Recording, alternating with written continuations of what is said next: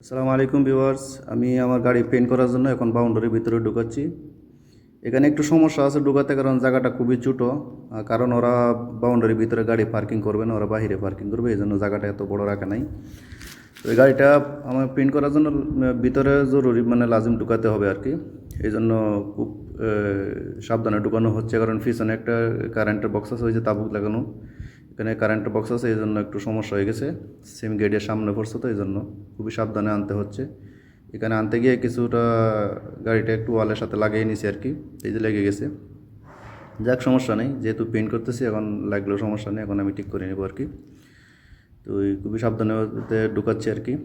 আর আরেকটা জিনিস কি, আমি নিজের কাজ নিজে করতে বেশি পছন্দ করি, এই জন্য মানে নিজে নিজে করতেছি। কাজ কামের একটু ঝামেলা কম এখন, তো চিন্তা করছি কাজের ঝামেলা যখন কম, সব কিছু জিনিস আছে, তো এই পেন্ট করতে যা যা লাগে সম্পূর্ণ সব কিছু সামান আছে। আর গতকালকে যে ভিডিওটা দেখাইছি, এটা তো দেখালাম, যে সামানগুলো এনেছি আর কি।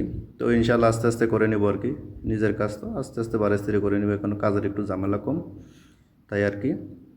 তো এই সঙ্গে থাকবেন, প্রত্যেকটা স্টেপ বাই স্টেপ আপনাদেরকে ভিডিওগুলো দেখাবো আর কি, যে আমি কীভাবে কী করতেছি।